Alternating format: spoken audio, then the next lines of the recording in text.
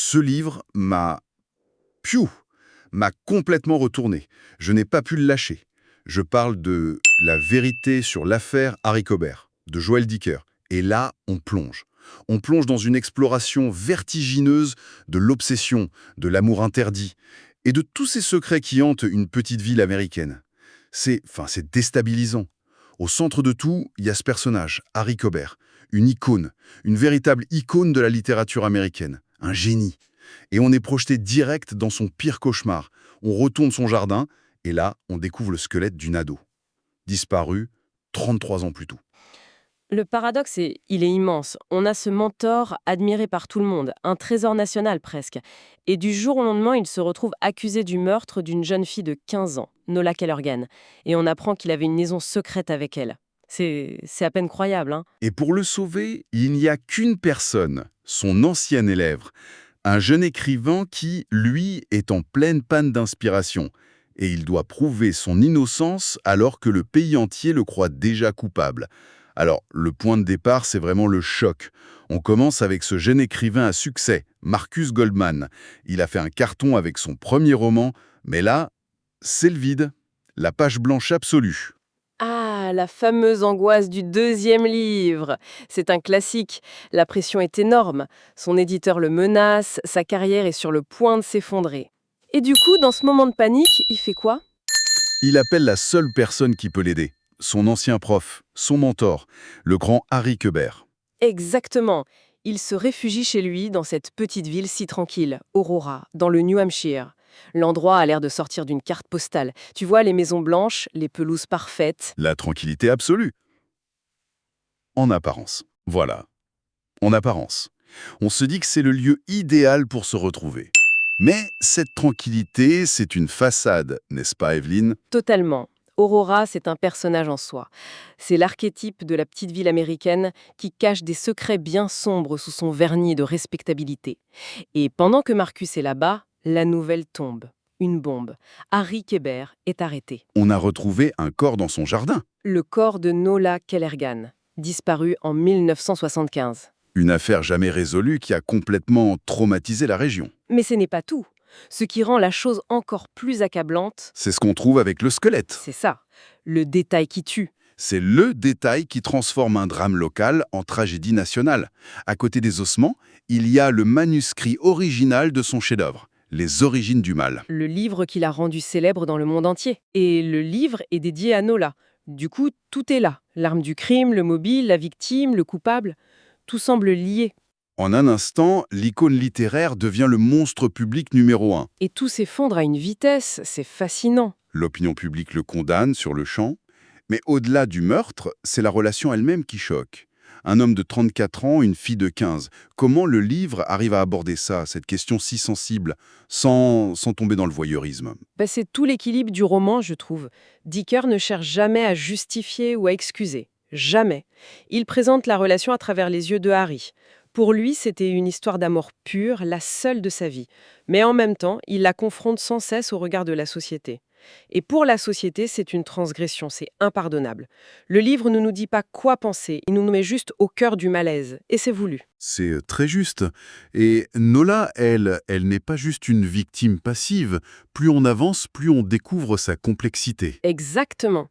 C'est une des plus grandes forces du livre, ça. Nola n'est pas l'ange innocent qu'on imagine au début. Elle est mystérieuse, parfois manipulatrice, et surtout profondément seule. Elle a ses propres démons, ses propres secrets. Et on comprend que la question « Qui a tué Nola ?» Se transforme peu à peu en qui était Nola, en fait. Et cette deuxième question est bien plus intéressante. Face à tout ça, Marcus, l'écrivain en panne, se lance une mission, prouver que son mentor est innocent. Mais bon, un auteur qui se transforme en détective du jour au lendemain, c'est un peu gros, non? C'est là que le livre devient méta, et c'est génial. Marcus ne devient pas détective malgré le fait qu'il soit écrivain. Il le devient parce qu'il est écrivain. Ah oui, c'est vrai. Son éditeur le pousse à écrire un livre sur l'affaire. C'est ça. Donc son enquête, ce n'est pas juste une quête de vérité. C'est aussi son processus d'écriture. Il interroge les gens comme on construit des personnages, il cherche des indices comme on cherche la bonne phrase.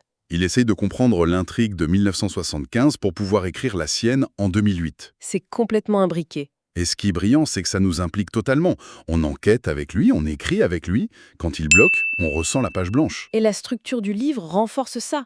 Les chapitres sont numérotés à l'envers, de 31 à 1. Comme un compte à rebours. Un compte à rebours vers la vérité. Et chaque chapitre commence par un conseil d'écriture que Harry a donné à Marcus.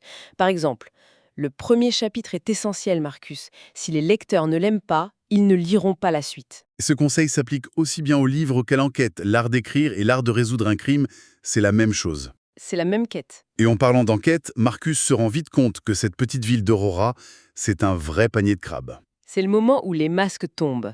Derrière les sourires polis, les façades bien propres, il y a des décennies de jalousie, de mensonges. Chaque témoignage en contredit un autre. C'est ça. Un tel a vu Nola courir dans les bois, un autre jure qu'elle était au café. Les souvenirs sont déformés par 30 ans de rumeurs, de non-dits. Aurora, ce n'est pas une communauté unie, c'est un ensemble d'individus qui ont tous quelque chose à se reprocher.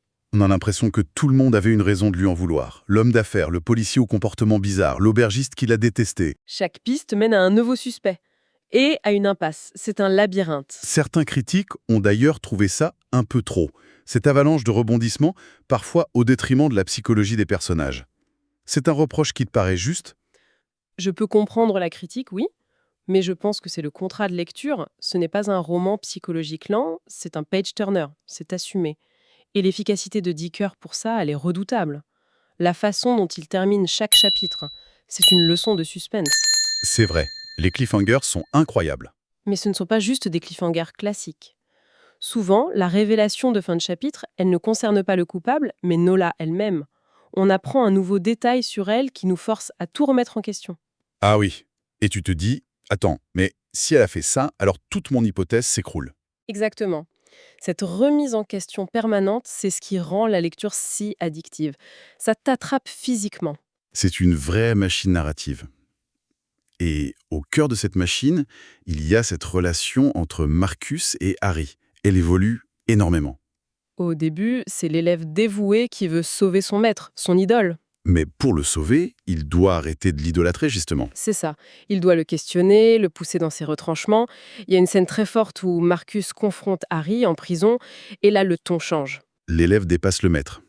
Pour prouver l'innocence de Harry l'homme, il doit symboliquement tuer Harry le mentor, la figure parfaite qu'il s'était construite. C'est une histoire de transmission, en fait. Une transmission qui passe par la rupture. Marcus ne devient un grand écrivain qu'au moment où il cesse d'être juste l'élève de Harry Quibert. Et cette histoire a eu un succès fou. Des millions de livres vendus, une adaptation en série par Jean-Jacques Hano. Comment expliquer qu'une histoire si américaine ait pu toucher un public aussi large? Je pense que les thèmes sont universels. L'amour interdit, le poids du secret, la trahison, la célébrité, la chute. Ça parle à tout le monde. Et puis, le livre est une réflexion sur la vérité elle-même. À quel point elle peut être manipulée, cachée, réécrite. C'est très actuel. La vérité sur l'affaire, ce n'est pas un bloc solide. C'est un puzzle dont les pièces ont été déformées par 33 ans de silence. Et la quête de Marcus, c'est une métaphore de notre propre quête de sens. Le rythme du livre est incroyable aussi. Ça commence lentement, on s'imprègne de l'atmosphère et puis, En dernière page, on est en chute libre, sans frein. Les virages s'enchaînent jusqu'au bout. C'est une expérience de lecture très physique. Alors, après des mois d'enquête, de nuits blanches, Marcus pense enfin y être. Il a rassemblé les dernières pièces du puzzle. Il pense avoir trouvé la clé de l'énigme, la preuve qui va innocenter Harry. Définitivement. Il s'apprête à tout révéler, à clore le chapitre, à réhabiliter son ami. Mais au moment précis où il croit toucher au but, il découvre que la vérité pour laquelle il s'est tant battu n'est qu'une autre illusion. Un mensonge encore plus profond, encore plus terrible que tout ce qu'il avait pu imaginer. Et il comprend que la véritable nature du mal se cachait là où personne, mais absolument personne, n'aurait jamais pensé à regarder. Tout ce qu'il croyait savoir, tout l'édifice de son enquête, s'effondre de façon spectaculaire. Tiens, justement, ça me fait penser, j'ai une bonne nouvelle pour vous qui nous écoutez. Ce livre est disponible sur Audible et vous pouvez le récupérer gratuitement en cliquant sur le premier lien dans la description. L'idée, c'est vraiment des narrations très immersives. Une narration professionnelle, bien incarnée, ça change absolument tout. La personne ne fait pas que lire, elle interprète, elle donne vie au texte. Ah tiens, super, en plus de la vidéo, il y a un livre audio. Si on veut juste le livre, Le lien pour récupérer votre livre audio se trouve dans la description de la vidéo. si vous avez apprécié le contenu, n'hésitez pas à laisser un petit pouce en l'air et à vous abonner à notre chaîne YouTube pour ne rien manquer des prochaines vidéos. Pour ma part, je vous donne rendez-vous très bientôt pour une prochaine vidéo. En attendant, je vous souhaite une excellente fin de journée ou une agréable soirée et à très vite.